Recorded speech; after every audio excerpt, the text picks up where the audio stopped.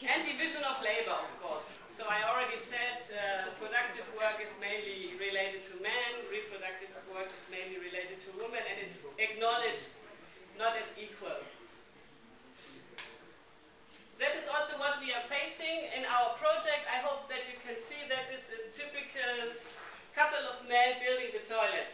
So they like very much to build, to construct, and to do this type of work, while the women like very much to, this is a woman that put even a radio in front of the Ecosun toilet, and even I think a telephone inside the toilet, and she, the women are also perceived to make the cleaning and to maintain the toilet usually. So what we realize, we always do the training, because the general Ecosun training in the communities, in the villages, and the general trainings, we really draw the attention that men and women are coming, but when we call for a training on construction of Ecosun toilets, and we let the people just inside, only men are coming, and when we announce a training on hygiene, only women are coming. So anyway, we think in our, we do not want to change that actually, but we always make a general training, a general Ecosun training where we target all aspects, and there we think it's important that men and women are there, and they know at least what are the tasks in terms of cleaning, what are the tasks in terms of constructing, because otherwise we have the urine pipes hanging around, and if the man is not there, the women might be not able to repair.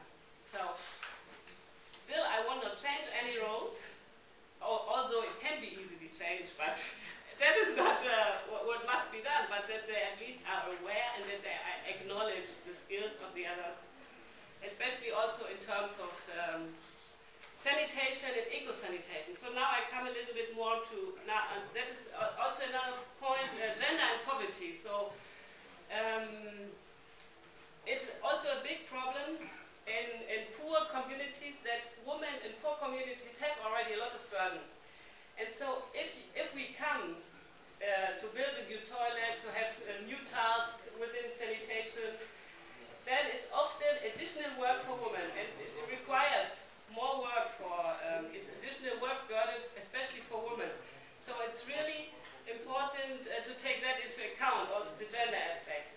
So in poverty, mostly sanitation has no priority at all. That was already mentioned in the morning.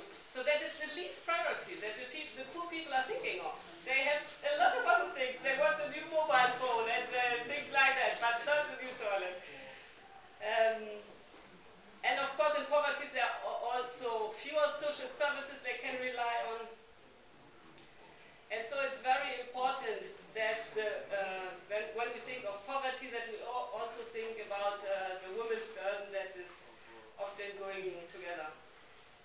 So how the policy is taking this, all these aspects into account is what is always called gender mainstreaming. So that is the process of assessing the implications for women and men in planned action, including legislation, policy, programs, and so on. It should lead to gender equality.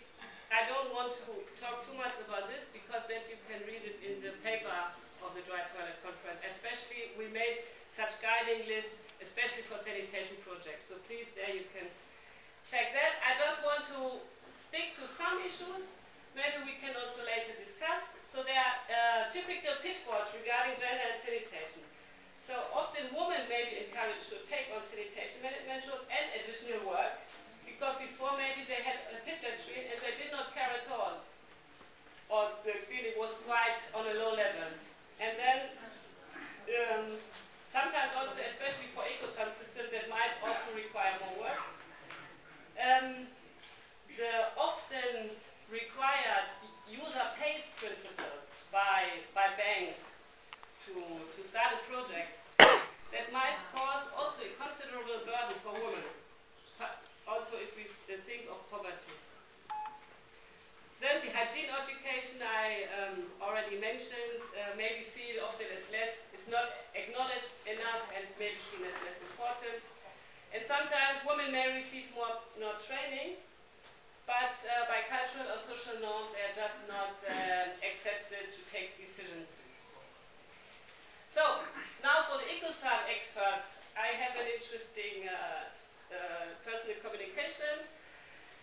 she said Ecosan toilets are not suitable for women who gave birth.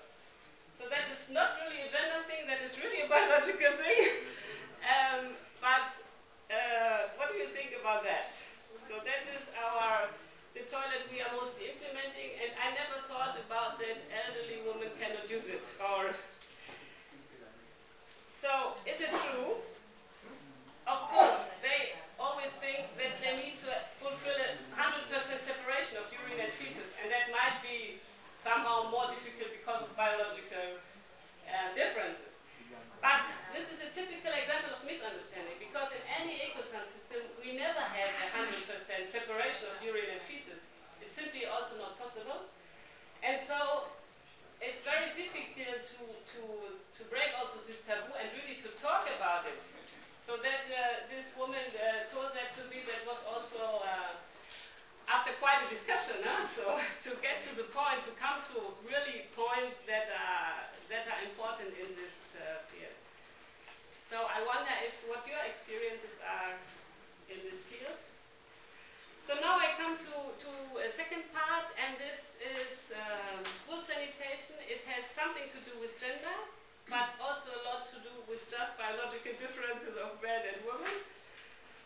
And as background, in the least developed countries, only 63% of girls attend primary school and only 24% of girls attend secondary